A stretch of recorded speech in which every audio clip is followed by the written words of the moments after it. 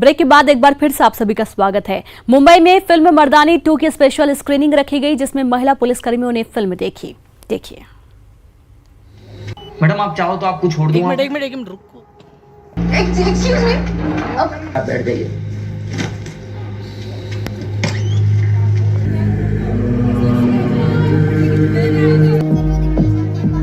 लेकिन official statement आप लोगों को कल तक ही मिल पाएगा।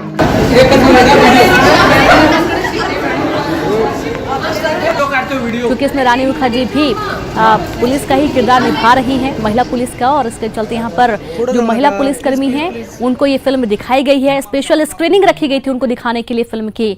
और ये तस्वीरें आप देखिए थिएटर के बाहर, थिएटर के अंदर माफ कीजिएगा, जहाँ पर महिला पुलिसकर्मियों ने मर्दानी 2 की स्पेशल स्क्रीनिंग में शामिल हुई और इस फिल्म को देखा गया।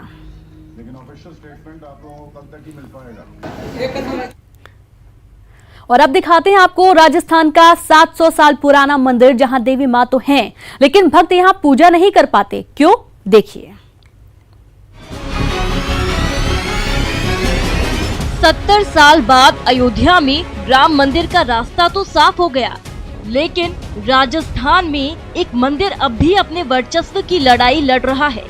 भक्त परेशान हैं। क्यों? वो आगे आपको बताएंगे, लेकिन यहाँ मंदिर में माता ताले में कैद है।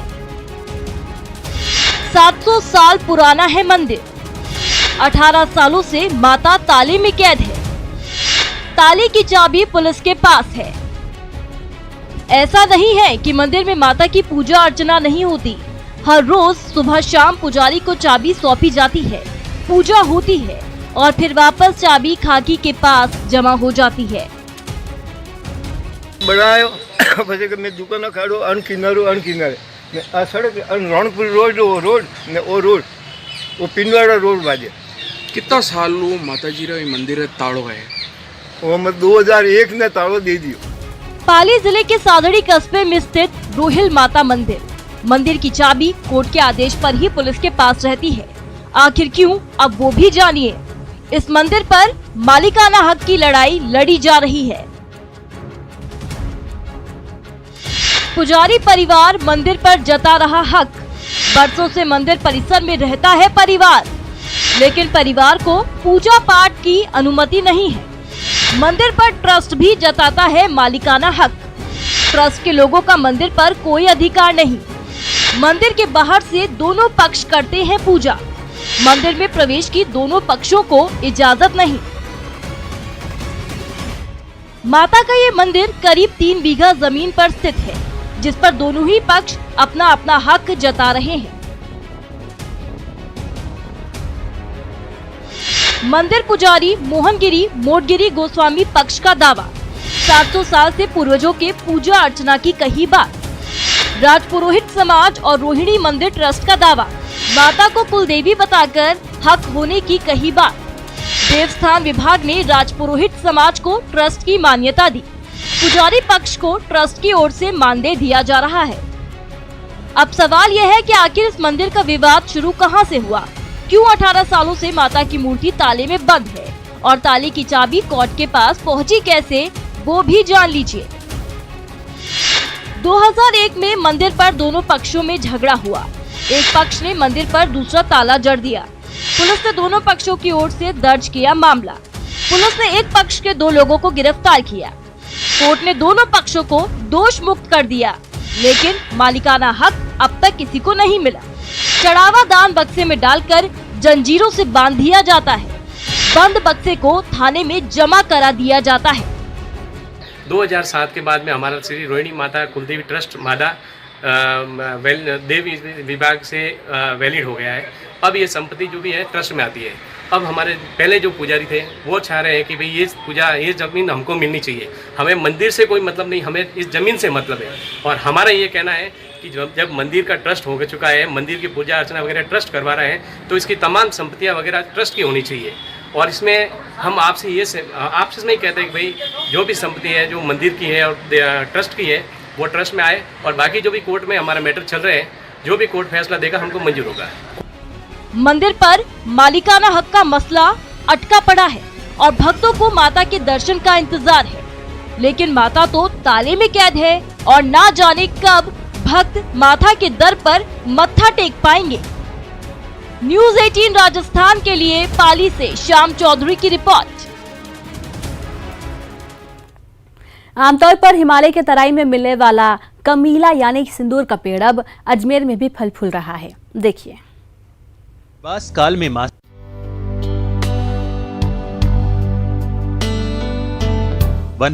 में मां सीता जिस पेड़ के पराग से अपनी मांग भरती थीं, राम भक्त हनुमान जिन दानों को अपने शरीर पर रगड़कर लाल हो जाते थे, वही पेड़ अजमेर में भी फल फूल रहा है। कुंदन नगर के रहने वाले अशोक जाटोलिया के घर लगा ये पेड़ सैकड़ों फलियों से लदा हुआ है, जिसके दानों को रगड़ने पर उंगली लाल हो जाती है। 7 साल पहले अशोक भोपाल से यह पौधा लेकर आए थे। पेड़ की फलियों को दूसरे जानवर तो छूते तक नहीं हैं, वहीं बंदर इसे बड़े चाव से खाते हैं। ये सिंदूर का पौधा है और ये भोपाल से लाया था। 7 साल पहले लाया था जी। और अब इसमें डोडी आती है, फिर उसके दाने से सिंदूर बनता है। इसको केवल बंदर ही देखा मैंने, बंदर ही बड़े चाव से आते हैं और वो खाते हैं। ये है। पेड़ में लगी फलियों के दाने से सिंदूर बनाया जाता है, जो बाजार में मिलने वाले केमिकल युक्त और मिलावटी सिंदूर से हटकर एकदम प्राकृतिक है। परिवार के लोग इसकी पवित्रता बनाए रखने के लिए पेड़ पर गंदे हाथ तक नहीं लगाते। पेड़ से बनाया गया सिंदूर ही पूजा पाठ में उपयोग किया जाता है। ये सिंदूर का पेड़ है और विशेषकर भारत के अंदर हनुमान जी और गजानन जी के काम आता है। उसके अलावा महिलाएं अपने मांग बढ़ने में काम में लेती है और ये प्राकृतिक सिंदूर है। बाजार में जो मिलने वाला सिंदूर होता है वो केमिकल से युक्त होता है, वो एलर्जी भी करता है। तो अधिकतर महिलाएं जिनको जानकारी है वो यहाँ से तोड़ तोड़ के ले जाती है और यहाँ से निःशुल्क दिया जाता है अशोक जी जाटोली द्वारा। सिंदूर का पौधा है, मेरे भाई बहुत मेहनत करता है पेड़ पौधों के लिए जी। ये जब से मेहनत करता है, इसकी मेहनत अब रंग लाई है। क्या चीज़ निकल रही है? इसमें दाने निकलते हैं सिंदूर का, ये डोडी आती है पेड़ पर और इसमें बिल्कुल पानी मिलाने की जरूरत नहीं है, गीला सिंदूर बन जाता है तिलक लगाने से। वाकई ये एक दुर्लभ पेड़ है जो नेपाल में पाया जाता है। भारत में ये पेड़ गोरखपुर, उत्तराखंड और हिमालय की तराई में पाया जाता है। खुला आसमान, कम तापमान वाले इलाके में ये पेड़ होता है। अजमेर में ऐसा पेड़ होने का मतलब है वनस्पति विज्ञान से जुड़े लोगों के लिए रिसर्च का विषय। न्यूज़ 18 के लिए अजमेर से दीपक दाधीच की रिपोर्ट।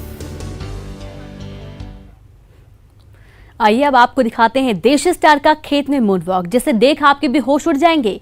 इतना ही नहीं, जस्टिन बीबर के गाने भी एक शख्स गा रहा है और ये वीडियो कर्नाटक का बताया जा रहा है।